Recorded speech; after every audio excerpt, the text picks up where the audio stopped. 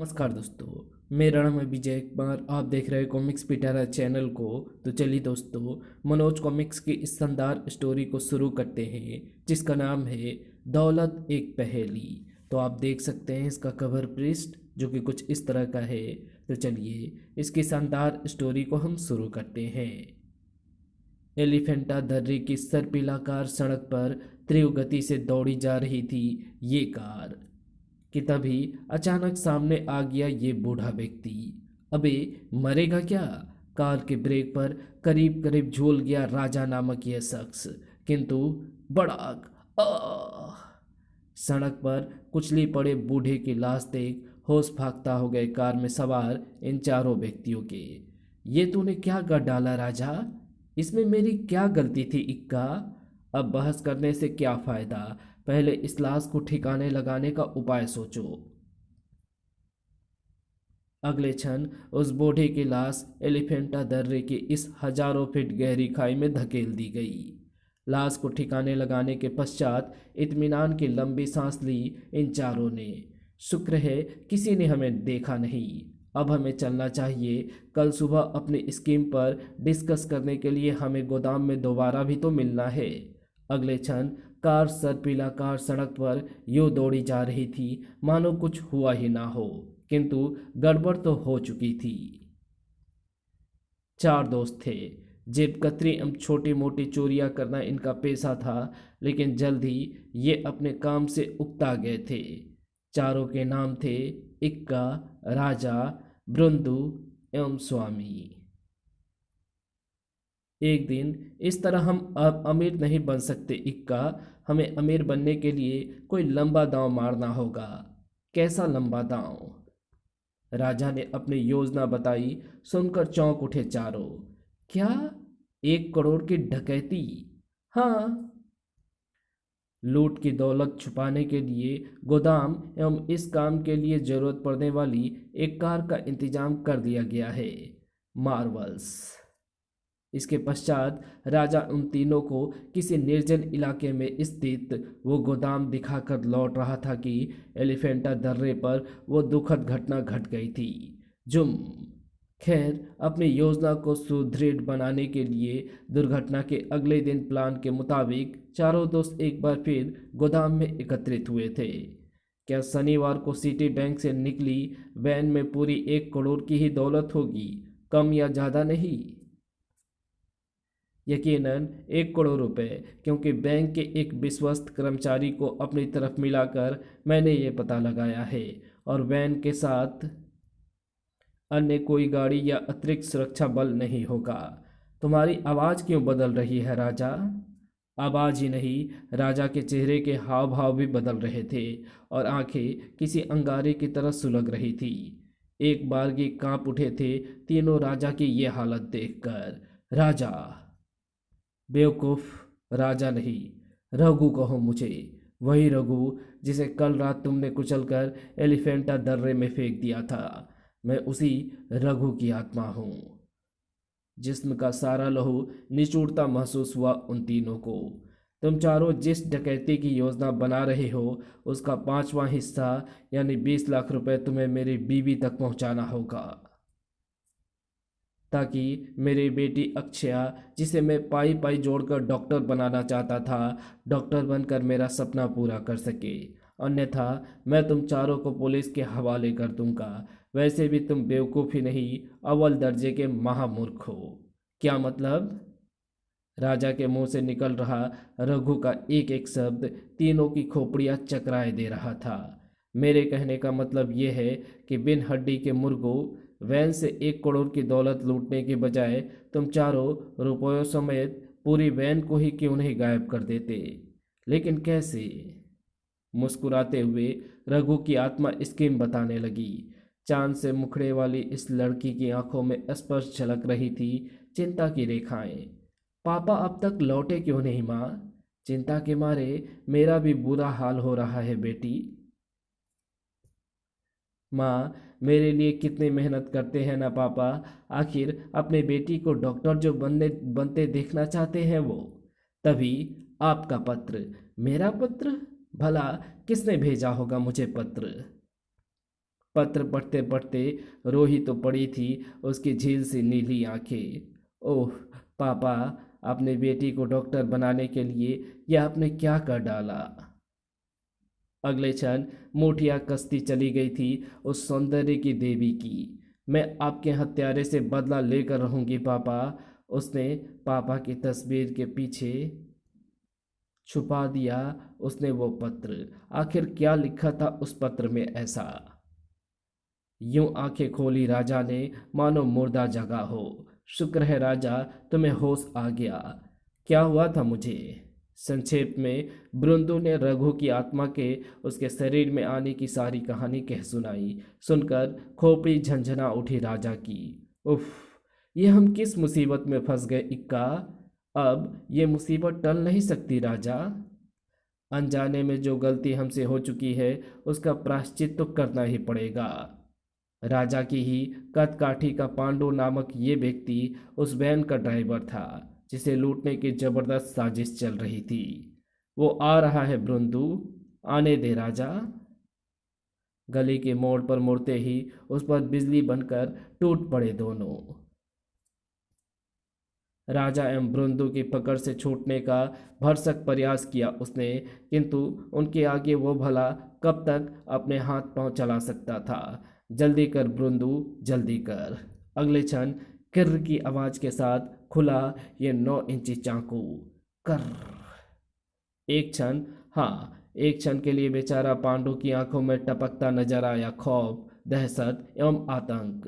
चीख भी तो नहीं पाया वो अपनी मौत पर। खच। ऊ, ऊ, ऊ। अपनी योजना का एक अहम चरण पूरा कर लिया था राजा एवं स्वामी ने। अपनी लाडली बेटिया को हौले से छुआ एक माँ के अपनत्व भरे हाथों ने। कल से तू कुछ परेशान और उदास है अक्षया। क्या अपनी माँ को नहीं बताएगी क्या बात है। गुलाब की पंखुड़ियाँ हिली। कुछ नहीं माँ, बस यूं ही। अब तो मुझे तेरे पापा की भी चिंता सताने लगी है बेटी। तो व्यर्थ ही चिंता कर रही है माँ। मुझे डॉक्टर बनता देखने के लिए पापा हर समय मेहनत मजदूरी करते हैं। हो सकता है किसी काम के सिलसिले से बाहर चले गए हो। उफ, कैसे बताऊं बेटी कि घर में आटा भी खत्म हो गया है। माँ के चेहरे की उदासी उनके गरीब होने का संकेत कर रही थी। शुक्रवार यानी बैंक रॉबरी में केवल एक दिन बचा हुआ था। अचानक उछल पड़े ये खबर सुन बैंक मैनेजर मिस्टर सहाय। क्या, अस्पताल, मगर कैसे। उधर से आने वाला स्वर निसंदेह राजनगर अस्पताल के किसी डॉक्टर का था। यस मिस्टर सहाय, कल रात जब जेब कतरों ने आपकी वैन के सुरक्षा गार्ड थापा को बुरी तरह पीटा है, अब उसे कम से कम 1 सप्ताह तक अस्पताल में एडमिट रहना पड़ेगा क्योंकि वो बुरी तरह घायल हुआ है।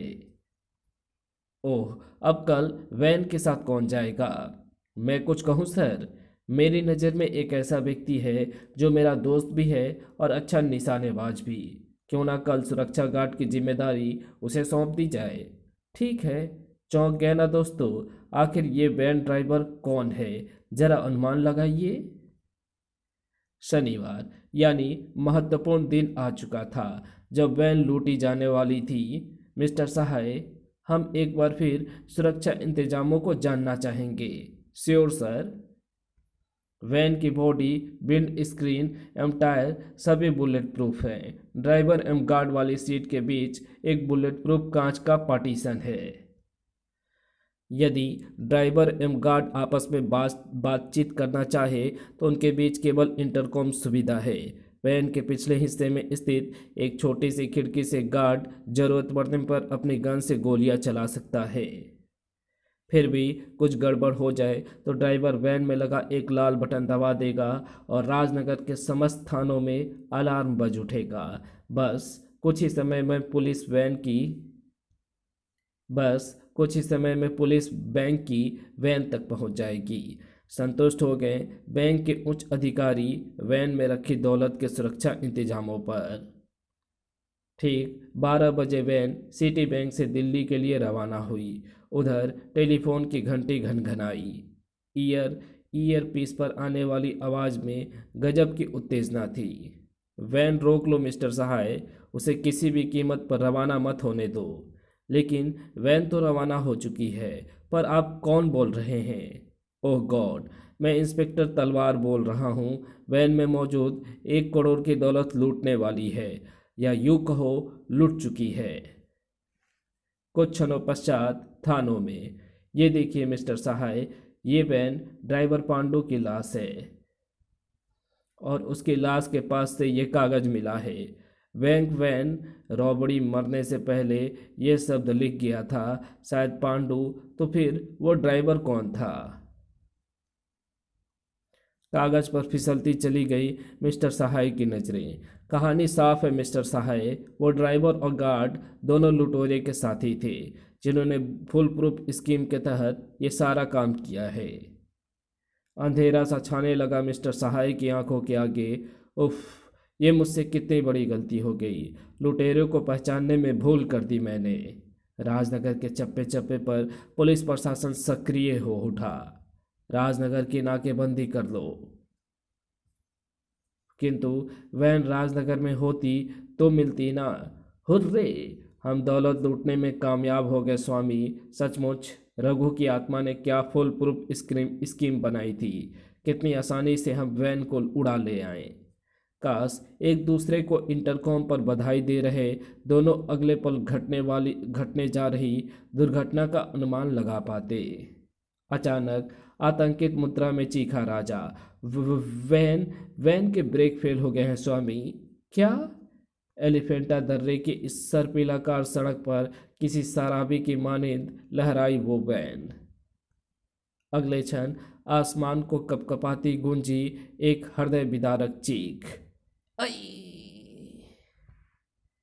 उफ, सब कुछ खत्म हो गया था। दौलत एक पहेली बन गई थी, एक पहेली। अक्षया के चेहरे को ना जाने कब से निहार रही थी वो बूढ़ी माँ।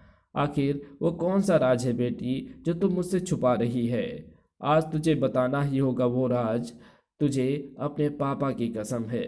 उफ माँ, ये कैसी कसम दे डाली तुमने? अगले क्षण अपनी माँ के हाथों में सौंप दिया उसने वो रहस्यमय पत्र। ये पत्र पढ़ो माँ। पत्र पढ़ते पढ़ते अचानक हिस्टियराई अंदाज में चीख उठी माँ।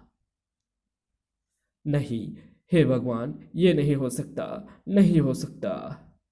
रो पड़ी अक्षया। पापा मुझे डॉक्टर बनाना चाहते थे ना माँ। यही ये भी नहीं सोचा उन्होंने कि डॉक्टर बनने से ज़्यादा हमें उनके सहारे की ज़रूरत थी। लेकिन भूल कर भी पत्र में लिखी बात किसी और को ना बताना माँ। गोदाम में मौजूद इक्का एवं ब्रुंदू के लिए एक एक क्षण मानो एक एक युग के समान प्रतीत हो रहा था। अब तक तो उन्हें वैन लेकर आ जाना चाहिए था। कहीं कुछ गड़बड़ तो नहीं हो गई? हो सकता है वे दोनों पुलिस के हत्थे चढ़ गए हो। ऐसा नहीं हो सकता। मैं रेडियो ऑन करता हूँ। रेडियो पर बार बार यही खबर तो प्रसारित हो रही थी, लुटेरों द्वारा 1 करोड़ रुपए से लदी वैन की रॉबरी, पुलिस द्वारा सरगर्मी से तलाशी। माय गॉड, वैन तो लूट ली गई है। कहीं राजा एवं स्वामी की नीयत पूरा पैसा हड़पने की तो नहीं है? ये बात की बात है। फिलहाल हमें किसी सुरक्षित स्थान पर भागना होगा, क्योंकि राजा एवं स्वामी के बिना यह गोदाम हमारे लिए असुरक्षित है। अगले क्षण ब्रुंदू को साथ लिए बाहर भागा इक्का। इस समय रघु के घर से ज्यादा सुरक्षित स्थान हमारे लिए और कोई नहीं हो सकता ब्रुंदू। कुछ ही क्षणों में काली कार गोदाम से दूर भागी जा रही थी। इंस्पेक्टर तलवार बहुत सोच समझ कर रखा था माँ बाप ने इसका ये नाम, क्योंकि मुजरिमों पर तलवार बनकर ही टूटता है ये। इस समय टकटकी लगाए सामने पड़ी उस लाश को निहार रहा था। बदबू के मारे दिमाग फटा जा रहा है। ये लाश तुम्हें कहाँ मिली? साहब, मैं लकड़ियाँ काटने एलिफेंटा दर्रे के घने जंगल की ओर गया था। वहीं एक पेड़ के निकट ये लाश मिली। आसपास पेड़ की कुछ टहनियाँ भी टूटी पड़ी थी। टहनियाँ टूटी होने का मतलब इस लाश को कहीं ऊंचाई से फेंका गया था। किंतु ये वैन रॉबरी करने वाले लुटेरों में से नहीं है, क्योंकि रॉबरी आज हुई है, जबकि ये लाश कम से कम 6-7 दिन पुरानी है। अरे, लाश की कलाई पर यह नाम कैसा? शुरू हो चुकी थी इंस्पेक्टर तलवार की तहकीकात। सबसे पहले मुझे इस नाम के व्यक्ति का घर ढूंढना पड़ेगा। घुटी घुटी से चीख निकली अक्षया की। अचानक घर में घुसे इक्का एम बृंदु को देख। चीखना मत लड़की, हम तुम्हारा कुछ नहीं बिगाड़ेंगे, सिर्फ हमें यहाँ कुछ दिन के लिए पनाह चाहिए। कौन हो तुम? जवाब में इक्का ने अक्षया को सारी कहानी कह सुनाई, किंतु रघु के एक्सीडेंट वाली बात वो छुपा गया था। पीली कार को वे पहले ही कहीं छुपा आए थे ताकि पुलिस को किसी प्रकार का शक ना हो। ना जाने क्यों अक्षया के होठों की मुस्कुराहट गहरी होती चली गई इक्का एम बुंदू की कहानी सुनकर। उस रात नींद कहाँ थी उनकी आंखों में। आखिर हम कब तक यहाँ छुपे रहेंगे इक्का? चिंता ना कर बुंदू, मैंने बहुत पहले एक तांत्रिक से आत्माओं से बात करने की रहस्यमय विधि सीखी थी। आज उसी प्लेन चैट के जरिए मैं रघु की आत्मा को बुलाकर उससे बात करूंगा। मुंह फाड़े रह गया बुंदू। घड़ी रात के 12 बजने का संकेत दे रही थी। तैयार हो जाओ बुंदू, रघु की आत्मा तुम्हारे शरीर में प्रवेश करने वाली है। नोट: प्लेनचेट एक ऐसी रहस्यमय विधि है जिसके जरिए आत्माओं का आवाहन कर उनसे बात की जा सकती है। ना जाने क्या क्या मंत्र बुदबुदाता रहा इक्का। लाल सुर्ख हो उठी बृंदो की आंखें। किसी गहरे कुएं से आई थी मानो वो आवाज। मुझे क्यों बुलाया इक्का? हमें तुम्हारी मदद की आवश्यकता है रघु। तुम्हारी बताई स्कीम सक्सेस होने के बावजूद दौलत हमारे हाथ नहीं लगी। काश इक्का एम बृंदो को मालूम होता कि अंदर घट रही एक एक घटना को वाच कर रही थी अक्षया। अगले क्षण मन ही मन वो एक भयानक योजना बना चुकी थी। उसी रात चोरों की तरह दबे पांव कमरे में दाखिल हुई वो। ना जाने क्या चुराया था उसने इक्का एम बृंदो के कपड़ों से। तत्पश्चात दबे पांव अपनी माँ के कमरे में पहुंची वो। अक्षया, तू तू तू शोर न करना माँ, वरना वे दोनों जाग जाएंगे। अब पापा की मौत का बदला लेने का समय आ गया है। तुम होशियार रहना, मैं थोड़ी देर में लौट आऊंगी। चौंक पड़ा इंस्पेक्टर तलवार उधर से आई वो आवाज़ सुनकर। कौन हो तुम? मुझे कानून का रक्षक कह सकते हो। जो मैंने कहा है वही करो, वरना शिकार हाथ से निकल जाएगा। अगले क्षण फोन कट हो चुका था। फोन करने वालों की आवाज में अजीब सी खनक थी। आखिर कौन होगा वो? पब्लिक टेलीफोन बूथ से बाहर निकलते सायों को बराबर वाच कर रहा था वो नकाबपोश। इतनी रात गए किसे फोन कर रही थी वो? सस्पेंस का मारा धीरे धीरे उस साय के पीछे चल पड़ा वो नकाबपोश। अचानक हड़बड़ाकर उठा इक्का। बृंदु, ए बृंदु, मैंने तुझे जागते रहने को कहा था और तू सो गया बेवकूफ। माफ करना इक्का, आंख लग गई थी। अचानक हल्की सी आहट पाकर चौंका इक्का। कोई आ रहा है। तभी बौखलाई सी अक्षया ने कमरे में कदम रखा। वो ये पत्र दे गया है तुम्हारे लिए। पत्र? कौन था वो? काला नकाब पहने हुए था वो। अचानक मुझे यह पत्र थमाकर चला गया। पत्र पर फिसलती चली गई इक्का की नजरें। सुबह 7 बजे हर हालत में सन हिल मिलो। मैं दौलत समेत तुम्हें वहां मिलूंगा। तुम्हारा दोस्त राजा। ओ माय गॉड, राजा जिंदा है। सन हिल। समय सुबह 6:55। चप्पे चप्पे पर पुलिस बल तैनात था। 7 बजने में सिर्फ 5 मिनट बाकी हैं। कहीं वो टेलीफोन कॉल झूठी तो नहीं थी? अचानक चौंक उठा इंस्पेक्टर तलवार। अरे, वो कौन है? किसी गीत की भांति निगाहें स्थिर होकर रह गई इंस्पेक्टर तलवार की। आने वाले इक्का एम बृंदु थे। राजा राजा तो कहीं दिखाई नहीं पड़ रहा है। उधर देखते हैं, लेकिन बहुत देर हो चुकी थी अब। Hands up. ओह, धोखा। मेरी रिवॉल्वर कहाँ गए बृंदु? अगले क्षण बिजली सी भर गई उनके पैरों में। हमें पहले ही समझ जाना चाहिए था कि राजा अब कहाँ जिंदा होगा। उस लड़के ने हमें बेवकूफ़ बना दिया है बृंदु। प्लेन चेट पर आई रघु की आत्मा ने हमसे कहा था कि वो कभी राजा के शरीर में आई ही नहीं, और ना ही बैंक वैन रॉबरी की योजना उसने हमें बताई थी। कुछ समझ में नहीं आ रहा है इक्का, किंतु अब मरना ही पड़ा तो साथ साथ मरेंगे। इक्का एम्ब्रोंदो के पीछे लपका इंस्पेक्टर तलवार। रुक जाओ, आगे मत बढ़ो। किंतु कहाँ रुके वे दोनों। वो दौलत बड़ी बेवफा निकली ब्रुंदू। वो दौलत नहीं, पहेली है पहेली। आग लगे ऐसी दौलत को जिसने हम चारों दोस्तों को जुदा कर दिया। अगले क्षण एक साथ पहाड़ी चोटी से छलांग लगा चुके थे दोनों। ठगा सा खड़ा रह गया इंस्पेक्टर तलवार। उफ, एक महत्वपूर्ण सूत्र हाथ से निकल गया। ये सारा ड्रामा देख बला की मुस्कान थिरक रही थी उस नकाबपोश के होठों पर।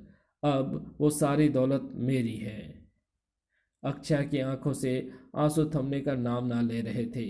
आज मेरी आत्मा को ठंडक पहुंची है पापा। वो बेचारे स्वप्न में भी नहीं सोच सकते कि मैंने ही उनके रिवॉल्वर पर कब्जा कर टेलीफोन द्वारा पुलिस को 7 बजे सनहिल पहुंचने को कहा था, और मैंने ही नकाबपोश के नाम से वो पत्र लिखकर इक्का को दिया था, जिसे पढ़कर वे दोनों बेवकूफ सनहिल पहुंच गए। ठक ठक। दरवाजा खोलते ही सियर उठी अक्षया। तलवार, इंस्पेक्टर तलवार है मेरा नाम। क्या रघु शर्मा घर पर हैं? पापा तो घर पर नहीं है, किंतु बात क्या है? दरअसल हमें कल एक लाश प्राप्त हुई है जिसकी कलाई पर रघु शर्मा गुदा हुआ था। हत्यारे ने चेहरा तो कुचल दिया था, किंतु कलाई कुचलने से बच गई। नहीं इंस्पेक्टर साहब, कह दीजिए ये सब झूठ है। रिलैक्स अक्षया जी, लेकिन एक बात समझ में नहीं आई, आपने अपने पिता के लापता होने की रिपोर्ट थाने में क्यों नहीं लिखवाई? तलवार की धार जैसा था इंस्पेक्टर तलवार का प्रश्न, किंतु अक्षया ने शायद पहले ही जवाब सोच रखा था। वो इसलिए इंस्पेक्टर साहब, हमने सोचा था कि पापा किसी काम के सिलसिले में बाहर गए हुए हैं। काम के सिलसिले में दूसरे शहर जाने वाला व्यक्ति बस या ट्रेन में बैठकर जाता है, लेकिन मृतक रघु शर्मा एलिफेंटा दर्रे पर पैदल क्या लेने गए थे? इसका जवाब अब आप ही ढूंढ सकते हैं इंस्पेक्टर साहब। इंस्पेक्टर तलवार अपनी तरफ से कोई कसर नहीं छोड़ेगा अक्षया जी। अब मुझे चलने की आज्ञा दे। ये क्या हो गया पापा? सुबुक सुबुक। मन ही मन अपनी एक्टिंग पर खुश थी अक्षया, किंतु देख नहीं पाई थी इंस्पेक्टर तलवार की हरकत। इंस्पेक्टर तलवार को घर से दूर जाते देख थिरक रही थी उस रहस्यमय नकाबपोश के होठों पर गहरी मुस्कान। धीरे धीरे वो अक्षया के घर से दूर चला जा रहा था। कुछ ही क्षणों पश्चात ना जाने कहाँ चली जा रही थी अक्षया भी। अब जरूर कुछ अप्रत्याशित घटने वाला था। प्रिय दोस्तों, कहानी की इस मोड़ पर मैं यानी महेंद्र जैन एक बार आपको ये बताने के लिए हाजिर हुआ हूँ कि यदि आपने कहानी का एक एक शब्द गौर से पढ़ा है तो शायद आप मुजरिम को पहचान गए होंगे। मुजरिम को पहचानने का ये अब आपके लिए आखिरी मौका है, क्योंकि अगले पन्नों पर मैं स्वयं मुजरिम को आपके सामने लाने वाला हूँ। आपके द्वारा सोचे गए मुजरिम का नाम पहले कागज़ पर लिख लीजिए, फिर पलटिए ये पेज। तो आप भी सजेस्ट कर सकते हैं कि मुजरिम कौन है इस कॉमिक्स में। एलिफेंटा दर्रे के निकट सड़क से थोड़ा नीचे इस खड्ड में पड़ी वैन से भारी भरकम संदूक को बाहर खींचा किसी ने। संदूक खींचने वाले हाथ इस नकाबपोश के थे। ये दौलत अब मेरी है, सिर्फ मेरी। ये दौलत तुझे भी नहीं मिलेगी हत्यारे। तिरपन कांप उठे नकाबपोश के सामने साक्षात रणचंडी बनकर खड़ी अक्षया को देख। अक्षया, तू अच्छा हुआ तू आ गई। अब ये दौलत हमारी है अक्षया। नकाब उलटते ही जो चेहरा सामने आया उसे देखकर चीख पड़ी अक्षया। नहीं नहीं, ये तुम नहीं हो सकते। इंस्पेक्टर तलवार के नेतृत्व में राजनगर पुलिस दौड़ी जा रही थी एलिफेंटा दर्रे की ओर। मैंने अक्षया के बालों में मक्खीनुमा जो माइक्रो ट्रांसमीटर चिपकाया था, उसके सिग्नल अक्षया के एलिफेंटा दर्रे में मौजूदगी के संकेत दे रहे हैं। इधर बोझ से बनी अक्षया सामने खड़े राजा को एकटक निहारे जा रही थी। हाँ अक्षया, ये मैं हूँ, तुम्हारा राजा, जिसे तुम जान से ज़्यादा प्यार करती हो। तुम्हारे कदमों में दौलत का अंबार लगाने के लिए मैंने ये लूट की योजना बनाई थी। सबसे पहले मैंने तुम्हारे पापा को लूट का 5वां हिस्सा देने का लालच देकर मरने के लिए तैयार किया, क्योंकि कैंसर से ग्रस्त तुम्हारे पापा चंद दिनों के मेहमान थे।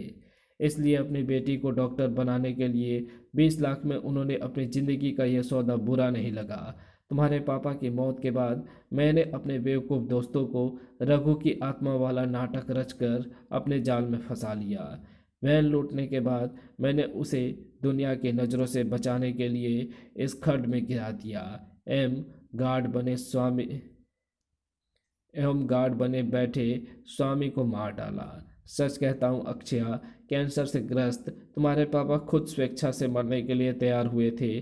मैंने उन पर दबाव नहीं डाला था।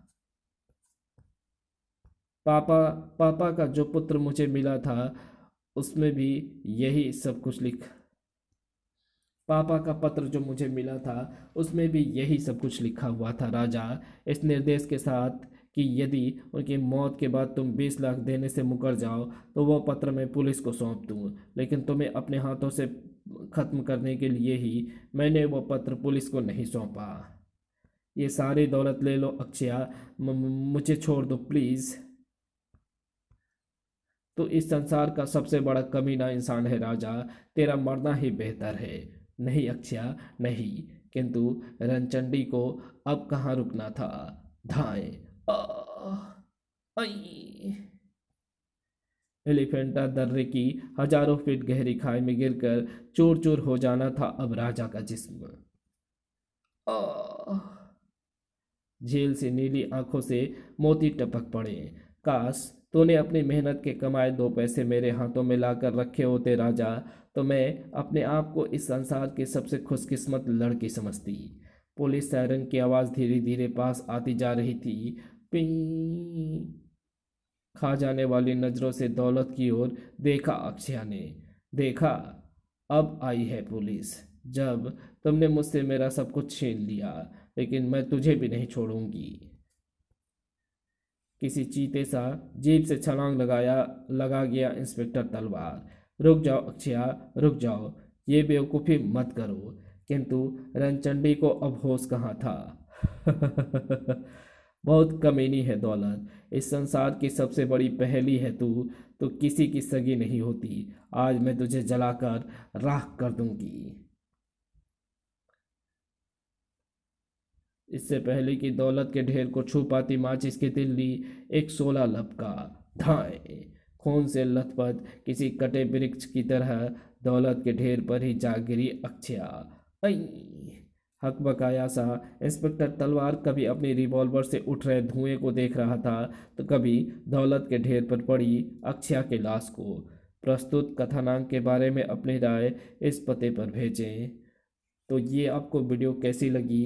अगर आपको ये वीडियो अच्छी लगी हो तो इस वीडियो को लाइक शेयर कमेंट ज़रूर कर देना।